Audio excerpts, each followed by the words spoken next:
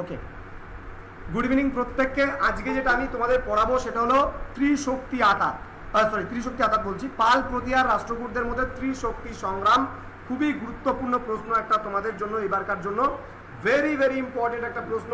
পাল প্রতিয়ার এবং রাষ্ট্রকূটদের মধ্যে ত্রিশক্তি সংগ্রামের বিবরণ দাও এবং এর পরিণাম বা পরিণতি কি হয়েছিল এই নিয়ে বিস্তারিত আলোচনা করব আজকের এই ক্লাসটিতে। তোমাদের প্রত্যেককে বলবো তোমাদের নিজের নিজের সামনে একটা খাতা নিয়ে বসতে। এই কারণেই বলবো খাতা নিয়ে বসতে, আমি যে ক্লাসটা আলোচনা করবো দেখবে এই ক্লাসের মধ্যে তোমাদের কিন্তু পুরো মানে পার্টটা কমপ্লিট হয়ে যাবে। আজকে তোমাদের লাইভ ক্লাস নিচ্ছি এবং সব লাইভ ক্লাস আমি বলছি রেকর্ডেড কিন্তু হবে না।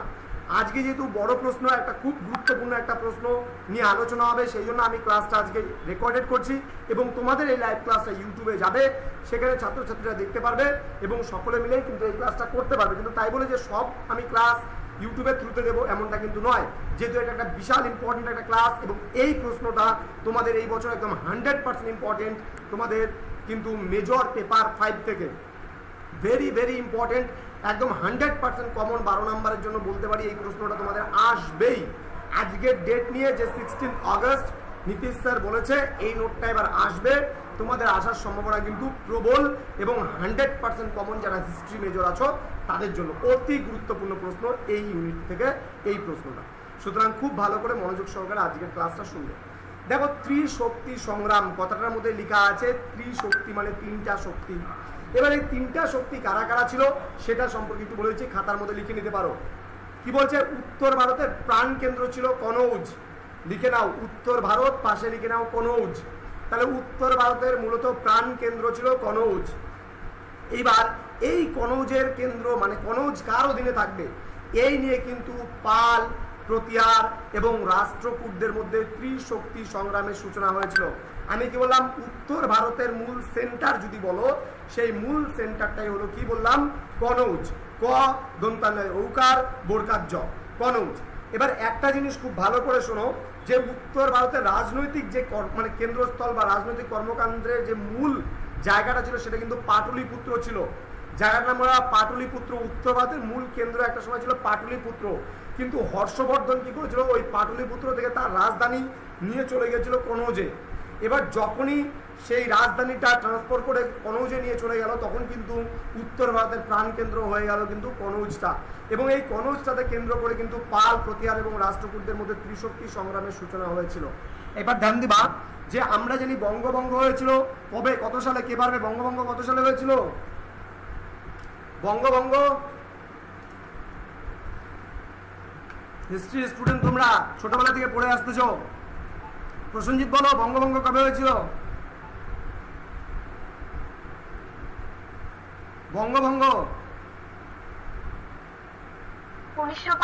1905-এ হয়েছিল। ভেরি গুড, 1905-এ হয়েছিল বঙ্গভঙ্গ। এবং এই বঙ্গভঙ্গ রদ করা হয়েছিল কত সালে? কেউ পারবে? বঙ্গভঙ্গ রদ 1911। Very good. তাহলে 1911 সালে বঙ্গভঙ্গ রদ করা হয়েছিল। এবং এই 1911 সালে আমাদের ভারতবর্ষের রাজধানী ছিল, প্রথমে ছিল কলকাতা, এবং সেই কলকাতা থেকে রাজধানী ট্রান্সফার হয়ে গেছিল দিল্লিতে 1911 সালটা। তাহলে ঠিক একইভাবে আমি কি বললাম? উত্তর ভারতের মূল কেন্দ্র ছিল পাটলিপুত্র। কিন্তু হর্ষবর্ধন যখন রাজা হলো তখন কি করলো? থানেশ্বরের পুষ্যভূতি বংশের রাজা ছিল হর্ষবর্ধন। সেই হর্ষবর্ধন তার রাজধানীটাকে পাটলিপুত্র থেকে চেঞ্জ করে নিয়ে গেল কনৌজে। এবার যখন একজন রাজা সেখান থেকে কনৌজে নিয়ে চলে গেল তার রাজধানীটাকে, তখন স্বাভাবিকভাবে তার মর্যাদা, প্রভাব প্রতিপত্তি কিন্তু যথেষ্ট পরিমাণে বেড়ে যাবে। এবার যখনই সেই জায়গাটার প্রভাব প্রতিপত্তি যথেষ্ট বেড়ে গেল, তখন কিন্তু আমাদের বিবাদমান তিনটা পক্ষ, বিশেষ করে বাংলার পাল রাজারা, মালব রাজপুতানার প্রতিয়ারেরা এবং দাক্ষিণাত্যের রাষ্ট্রকূট রাজবংশ, কিন্তু এই তিনটা বংশ কিন্তু কনৌজের অধিকার নিয়ে যে ঝাঁপিয়ে পড়লো এবং ঝাঁপিয়ে পড়ার ফলে যে সংগ্রামের সূচনা হলো তাকে আমরা বলছি ত্রিশক্তি সংগ্রাম। এতটুকু মানে প্রত্যেকের ক্লিয়ার? এতটুকু প্রত্যেকের ক্লিয়ার? বোঝা গেল এতটুকু? রেসপন্স দেবে। তাহলে আমি কি বললাম? যে প্রথমত আমি কি বললাম? যে হর্ষবর্ধন পাটলিপুত্র থেকে তার রাজধানী কোথায় নিয়ে চলে গিয়েছিল? তার রাজধানী নিয়ে চলে গিয়েছিল কনৌজে। এবং যখনই তার রাজধানী কনৌজে নিয়ে চলে গেল তখন কিন্তু কনৌজের প্রভাব প্রতিপত্তি যথেষ্ট মর্যাদা যথেষ্ট বেড়ে গেল, এবং যখনই বেড়ে গেল তখনই কিন্তু প্রত্যেকের যে বিবাদমান যে পক্ষগুলো আছে তাদের কিন্তু নজর পড়লো কোন দিকে, হর্ষবর্ধনের মৃত্যুর পরে বিশেষ করে সবারই নজর পড়লো কিন্তু কনৌজের দিকে। এবং সেই কনৌজে তখন বিশেষ করে যে প্রতিপক্ষগুলো ঝাঁপিয়ে পড়েছিল তার মধ্যে আমরা বলতে পারি বাংলার পাল রাজাদের কথা, মালব ও রাজপুতানার পতিয়ার রাজাদের কথা এবং দাক্ষিণাত্যের রাষ্ট্রকূট রাজাদের কথা। এই তিন শক্তির মধ্যে যে মানে সংগ্রামের সূচনা হয়েছিল তাকে আমরা ত্রিশক্তি সংগ্রাম বলছি। এবার এই ত্রিশক্তি সংগ্রাম কিন্তু যে হয়েছিল এটা মূলত তিনটা পর্যায়ে হয়েছিল। ত্রিশক্তি সংগ্রাম যে হয়েছিল মূলত তিনটি পর্যায়ে ত্রিশক্তি সংগ্রাম সম্ভবপর হয়েছিল। প্রথম যে ছিল সেই প্রথম পর্যায়টা সম্পর্কে প্রথমে আলোচনা করবো, একটু ধ্যান দেবে প্রত্যেকে।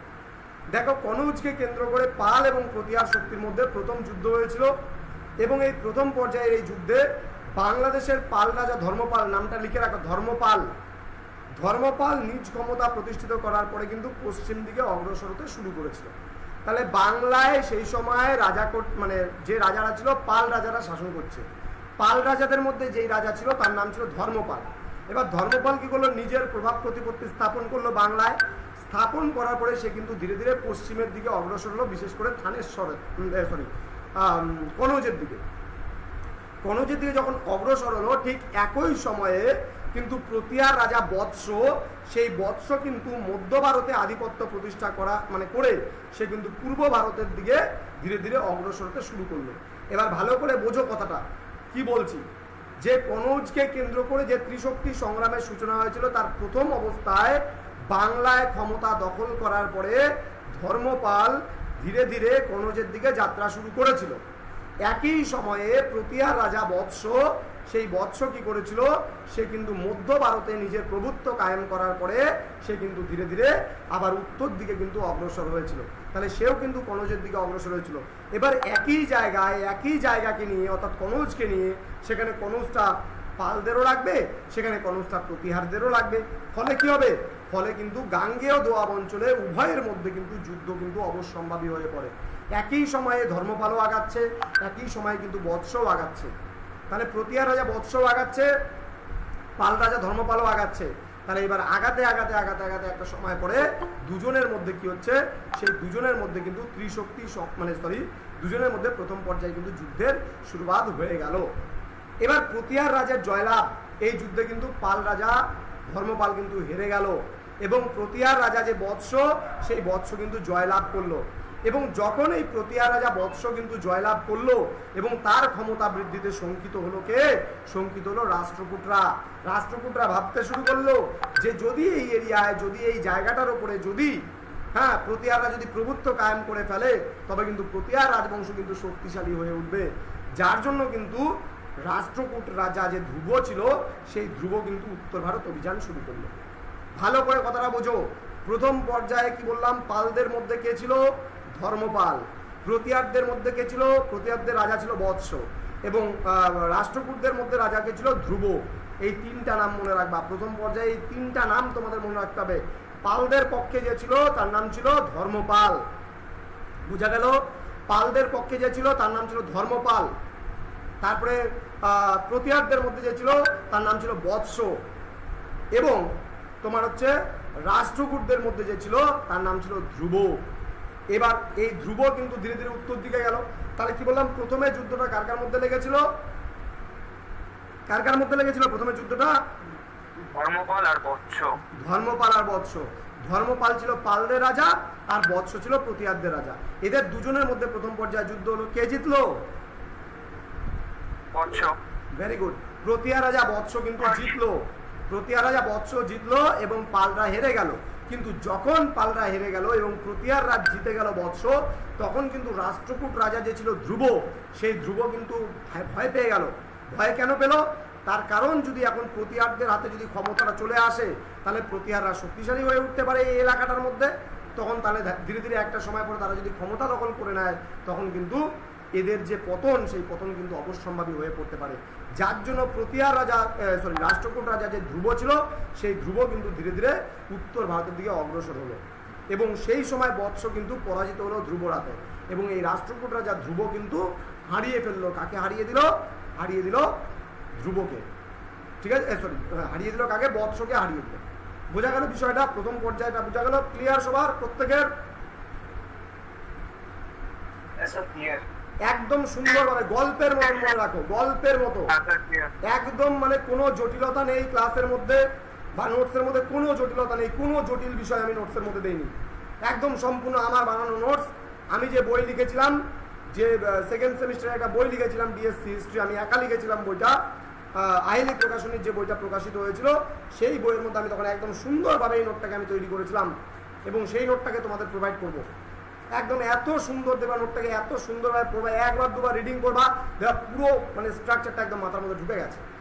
তো তোমরা যারা অনলাইন ক্লাসে জয়েন করেছো, আমাদের ক্লাসগুলো কন্টিনিউ তোমাদের নেব, ক্লাসগুলো দেবো প্রত্যেকটা ক্লাস, এবং আমি তোমাদের বলেছি ইউটিউব চ্যানেলে যে ক্লাসগুলো দেওয়া হচ্ছে সেগুলোকেও ফলো করবা, দুটোই ফলো করবা। তোমাদের লাইভ ক্লাসগুলো সেটাও ফলো করবা এবং তোমাদের যে ক্লাসগুলো দেওয়া হচ্ছে সেটাও ফলো করবা। নোটস দেখো সবার কাছেই থাকবে, বই সবার কাছেই আছে, কিন্তু বোঝাটা হচ্ছে সবচেয়ে বড় ফান্ডা।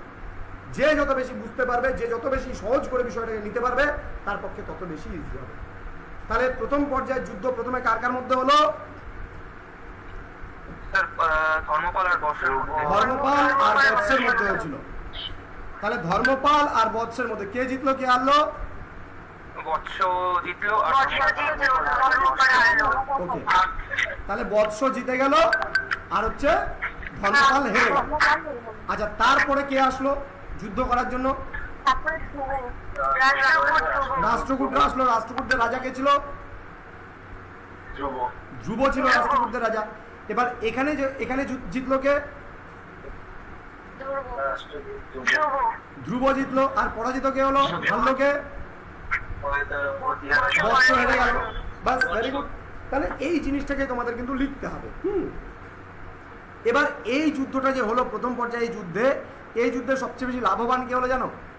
সব থেকে বেশি লাভবান কিন্তু হলো ধর্মপাল। কেন ধর্মপাল লাভবান হলো? কেন ধর্মপাল লাভ হলো? দেখো, একটা জিনিস কি ভালো করে বুঝবা। প্রথমে পাল এবং প্রতিহারদের মধ্যে যুদ্ধ হয়েছিল। পাল প্রতিহারদের মধ্যে যখন যুদ্ধ হলো তখন পালরা প্রথমে হেরে গেল, মানে ধর্মপাল প্রথমে হারলো, বর্ষতা স্বীকার করে নিল। তারপর সেখানে প্রভুত্ব কায়েম কে করলো? কনৌজের ওপরে প্রভুত্ব কায়েম করলো। এদিকে বৎস, প্রতিহার রাজা বৎস, সেখানে গিয়ে ধ্রুব, রাষ্ট্রকূটদের রাজা ছিল ধ্রুব, ধ্রুব গিয়ে ওদেরকে হারিয়ে দিল। এবার হারিয়ে দেওয়ার পরে কি হলো? যখন ধ্রুবকে হারিয়ে দিল, হারিয়ে দেওয়ার পরে ধ্রুব যেহেতু দাক্ষিণাত্যে, আমি কথাটা আগে বললাম, দাক্ষিণাত্যের রাষ্ট্রকূটরা, দাক্ষিণাত্য কথাটা হলো দক্ষিণ ভারত, তাহলে দক্ষিণ ভারতের রাজা ছিল রাষ্ট্রকূট। কেন? পালরা ছিল বাংলা, আর বাংলা বলতে সেই সময় বঙ্গদেশকে বোঝাতো। তাহলে বাংলা থেকে উত্তর ভারত, বিশেষ করে তুমি যদি দেখো যে কনৌজটা একদম উত্তর ভারতের প্রাণকেন্দ্র সেন্টারে, তাহলে কনৌজ থেকে মানে কনৌজ আর হচ্ছে বাংলার দূরত্বটা কিন্তু খুব কাছাকাছি, মানে ধর্মপালের একদম নিকটে পড়ছে। এদিকে মধ্য ভারত থেকে যেত কে? বৎস। মধ্য ভারত থেকে বৎস গিয়ে কনৌজে প্রভুত্ব কায়েম করলো। এই বৎসকে হারিয়ে দিল গিয়ে ধ্রুব। এবার ধ্রুব ওই জায়গাটাকে দখল করে কিন্তু ও চলে গেল কোথায়? ও আবার দক্ষিণ ভারতে চলে গেল। ও কিন্তু ওই জায়গার উপরে প্রভুত্ব কায়েম করেনি, খালি ওখানে কি করলো, যে ক্ষমতা বৃদ্ধিতে, যে প্রতিহারদের যদি ক্ষমতাটা বেড়ে যায় তাহলে পরবর্তীকালে আমাদের দক্ষিণ ভারতে একটা চিন্তার ব্যাপার হতে পারে, যার জন্য কি করলো, সেই রাষ্ট্রকূটরা লাস্ট অব্দি দক্ষিণ ভারত থেকে গিয়ে ওখানে সেই ধ্রুবকে পরাজিত, বৎসকে পরাজিত করলো, বা বৎসকে হারিয়ে বৎসকে সেখান থেকে ভাগিয়ে দিল এবং দক্ষিণ ভারতে চলে আসলো। এবার যখন দেখলো কনৌজে কোনো স্থায়ী রাজা নেই, সেখানে ধর্মপাল গিয়ে আবার চুপচাপ বসে পড়লো সেখানে। কেন? ধর্মপাল এমনিতেই দুর্বল, তখন কিন্তু রাষ্ট্রকূটরা আর ধর্মপালকে কিছু বললো না। তাহলে ধর্মপাল এখানে লাভবান হয়ে গেল, মানে ওর বিনা বাধায় রাষ্ট্রকূটদের সঙ্গে যুদ্ধ না করে সে কিন্তু কনৌজের সিংহাসনে সুন্দরভাবে বসে। এটা প্রথম পর্যায়ের যুদ্ধ। এবার ধর্মপাল কি করলো, সেখানে কিন্তু নিজে বসেনি, কেন? ধর্মপাল হচ্ছে বাংলার রাজা, তার দ্বারা সেখানে আবার গিয়ে কনৌজে গিয়ে শাসন কার্য করা সম্ভবপর হচ্ছে না। তো এবার ধর্মপাল কি করলো, নিজের মনোনীত একজন প্রার্থী বা নিজের মনোনীত একজন ব্যক্তি, যার নাম ছিল হচ্ছে চক্রায়ুধ, নামটা লিখে রাখো, চক্রায়ুধ, উনি ধর্মপালের প্রতিনিধি ছিল, চক্রায়ুধ।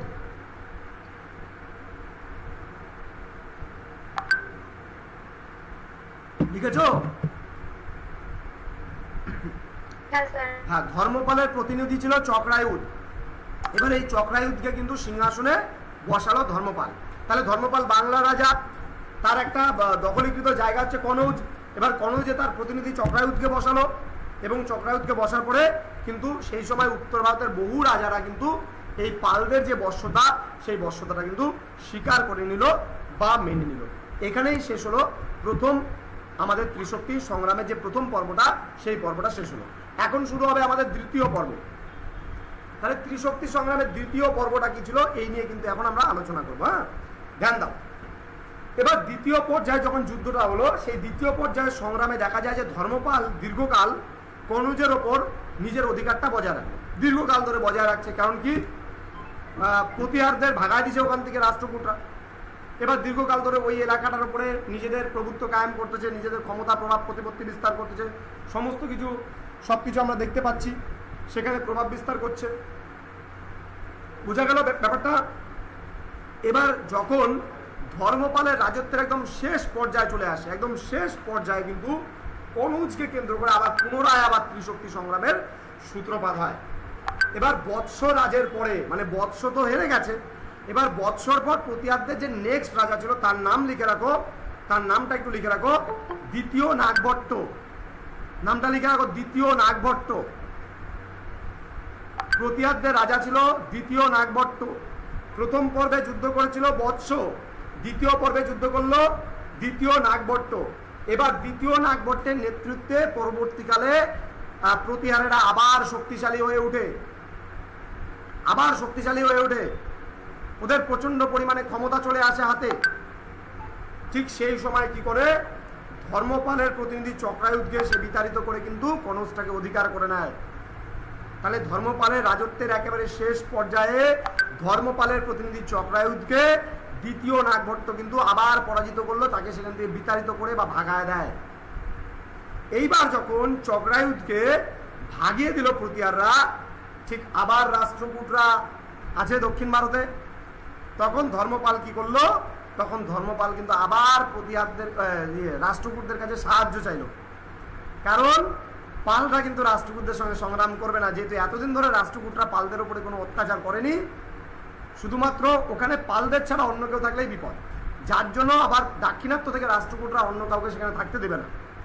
যার জন্য সেই সময় ধর্মপাল আবার সাহায্য প্রার্থনা করলো। সাহায্য প্রার্থনা করার পরে সাহায্য কিন্তু পেল, রাষ্ট্রকূটরা তাকে আবার সাহায্য করলো। কারণ কি ছিল বলতো, ধর্মপাল কেন সাহায্য পেয়েছিল জানো? তার কারণ ছিল ধর্মপাল ছিল রাষ্ট্রকূটদের জামাই, বুঝলা, জামাই ছিল, মানে রাষ্ট্রকূটদের বংশের মেয়েকে বিয়ে করেছিল ধর্মপাল। তো সেদিক থেকে একটা বৈবাহিক সম্পর্ক ছিল, যার জন্য এবার জামাইকে তো আর কিছু বলতে পারে না। সেই কারণের জন্য কিন্তু এইবারও কিন্তু পালদের হাতেই কিন্তু কনৌজের ক্ষমতাটা বা কনৌজের অধিকারটা কিন্তু রয়ে গেল, বা এখানে কিন্তু ধর্মপাল শাসন ক্ষমতাটা আবার দখল করল। আর এখানে একটা জিনিস মনে রাখবা, লিখে রাখতে পারো। আচ্ছা, প্রথম পর্যায়ে আমি তোমাদেরকে একটা নাম বললাম, প্রথম পর্যায়ে রাষ্ট্রকূটদের রাজা কে ছিল বলো তো? ধ্রুব। এবার দ্বিতীয় পর্যায়ে, হ্যাঁ, দ্বিতীয় পর্যায়ে ধর্মপালকে যে সাহায্য করলো তার নাম লিখে রাখো তৃতীয় গোবিন্দ। ধর্মপালকে রাষ্ট্রকূটদের যে রাজা সাহায্য করেছিল তার নাম লিখে রাখো তৃতীয় গোবিন্দ।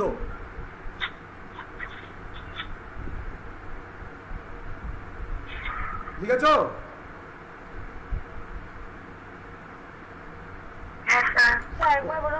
তৃতীয় গোবিন্দ।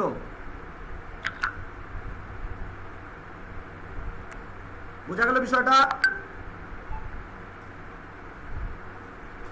তাহলে দ্বিতীয় পর্যায়টা আমি আরেকবার বলে দিচ্ছি শর্টকাটে। তাহলে দ্বিতীয় পর্যায়ে কি হলো, একদম গল্প ভাবো, গল্প শুনছি স্যারের কাছে একটা, আমি পড়ছি না, ভাববা না কেউ পড়তে বসছি, ভাববা স্যারের কাছে একটা গল্প শুনছি, ত্রিশক্তি সংগ্রামের একটা গল্প। আচ্ছা, দ্বিতীয় পর্যায়ে ধর্মপালের প্রতিনিধি ছিল চক্রায়ুধ, সে কনৌজে বসেছিল। তারপরে আসলো তৃতীয় নাগভট্ট, সেই তৃতীয় নাগভট্টের মানে অধীনে তোমার হচ্ছে রাষ্ট্রকূটরা আবার প্রতিহাররা আবার শক্তিশালী হয়ে উঠলো। এবার ওই শক্তিশালী প্রতিহার রাজা কি করলো, তোমার কি বললাম যে তৃতীয় নাগভট্ট, সরি তৃতীয় নাগভট্ট তো বললাম না, হ্যাঁ এক মিনিট দাঁড়াও।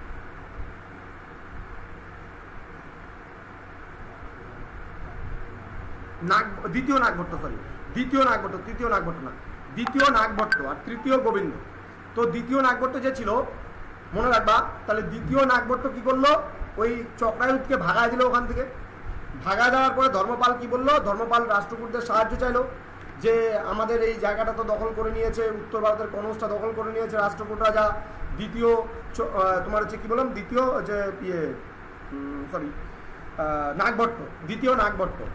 তো নাগভট্ট তো জায়গাটা দখল করে নিয়েছে। তো এবার কি করলো, রাষ্ট্রকূটদের যে রাজা, পরবর্তী রাজা ছিল তৃতীয় গোবিন্দ, সেই তৃতীয় গোবিন্দ ধর্মপালকে আবার সাহায্য করলো, আবার পুনরায় সেই যে কনৌজটাকে দখল করলো, দখল করে কিন্তু আবার সেই ধর্মপালকে ফিরিয়ে দেওয়া হলো সেই জায়গাটা। এবার চলে আসবো আমরা তৃতীয় পর্যায়ে, ধ্যান দিও। তো তৃতীয় পর্যায়ে দেখা যায় যে ধর্মপালের মৃত্যুর পর তার পুত্র, ধর্মপালের মৃত্যু হয়ে গেল। কারণ আমি বলছি, প্রথমেই বললাম যে ধর্মপালের রাজত্বের শেষ দিকে। এবার ধর্মপালের মৃত্যুর পর তার পুত্র ছিল, নামটা লিখে রাখো, দেবপাল। পালদের পরবর্তী রাজা ছিল দেবপাল, লিখেছ?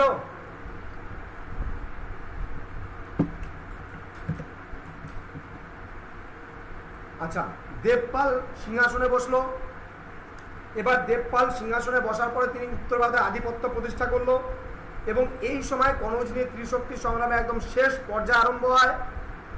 এবং দেবপাল কি করলো, মানে সমস্ত রাজাদের, অর্থাৎ প্রতিয়া রাজাদের পরাজিত করলো, বিশেষ করে নাগভট্টকে, দ্বিতীয় নাগভট্টকে পরাজিত করলো। পরাজিত করে একেবারে ওর উত্তরাধিকারী ছিল রামভদ্র, লিখে রাখো, নাগভট্টের পরবর্তী রাজা ছিল রামভদ্র। সেই রামভদ্রকেও পরাজিত করলো। দেবপাল একটু শক্তিশালী ছিল, ওই জন্য আর হারেনি রামভদ্রের কাছে, পরাজিত করলো। পরাজিত করার পরে কনৌজে দেবপাল নিজের আধিপত্য প্রতিষ্ঠা করলো। বোঝা গেল বিষয়টা?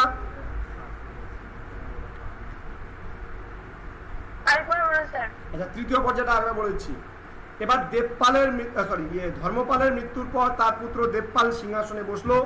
সিংহাসনে বসার পরে আমরা দেখলাম যে ত্রিশক্তি সংগ্রামের আবার নতুন অধ্যায় একটা শুরু হলো, যেটাকে আমরা তৃতীয় পর্যায়ে বলছি। এই তৃতীয় বা সর্বশেষ পর্যায়ে আমরা দেখি যে নাগভট্ট যে ছিল, সেই নাগভট্ট, দ্বিতীয় নাগভট্ট যে ছিল, সেই দ্বিতীয় নাগভট্টকে কিন্তু দেবপাল নিজেই পরাজিত করলো। দেবপাল নিজে পরাজিত করার পরে দেখলো পরবর্তীকালে রাষ্ট্রকূটরা আবার অ্যাটাক করতে পারে, আমাদের পিতৃপুরুষদের অ্যাটাক করেছে, দেখেছে দেবপাল। যার জন্য কি করলো, সেই তোমার হচ্ছে প্রতিহারদের একজন দুর্বল শাসক ছিল রামভদ্র, সেই রামভদ্রকেও হারায় দিল যুদ্ধে। হারায় দিয়ে পুরোপুরি পাকাপাকিভাবে দেবপাল কি করলো, নিজের শাসন ক্ষমতা প্রতিষ্ঠিত করলো। এই ছিল ত্রিশক্তি সংগ্রাম। বলো, এবার কারো কোনো অসুবিধা থাকলে পারে ত্রিশক্তি সংগ্রামের উপর আমাকে জিজ্ঞেস করতে পারে। বোঝা গেল? ক্লাসটা বুঝতে পারলো তো? হ্যাঁ স্যার। আচ্ছা, আমি তোমাদের সঙ্গে কথা বলছি, জাস্ট 2 মিনিট ওয়েট করো। তো ইতিমধ্যে যারা আমাদের এই ভিডিওটা ইউটিউব চ্যানেলে দেখছো, তোমাদের প্রত্যেককে রিকোয়েস্ট করবো ভিডিওগুলোকে যেন প্রত্যেকের কাছে শেয়ার করো, প্রত্যেককে জানাতে পারো যে আমাদের জ্ঞানজ্যোতি কোচিং সেন্টারে কীভাবে ক্লাসগুলো হয় বা কীভাবে ক্লাসগুলো নেওয়া হয়। এবং তোমরা যদি আমাদের সেন্টারে অনলাইন ক্লাসে যুক্ত হতে চাও, তাহলে ডেসক্রিপশন বক্স থেকে আমাদের নাম্বার নিয়ে যোগাযোগ করতে পারো। আমাদের অফিসিয়াল নাম্বার দেওয়া আছে ডেসক্রিপশন বক্সে। আমাদের অফিসিয়াল নাম্বার 7076398606 নাম্বার। তোমরা জয়েন করতে পারো। তোমাদের টোটাল কোর্স ফি হচ্ছে শুধুমাত্র 1199 টাকা। ঠিক আছে, চলো, থ্যাংক ইউ।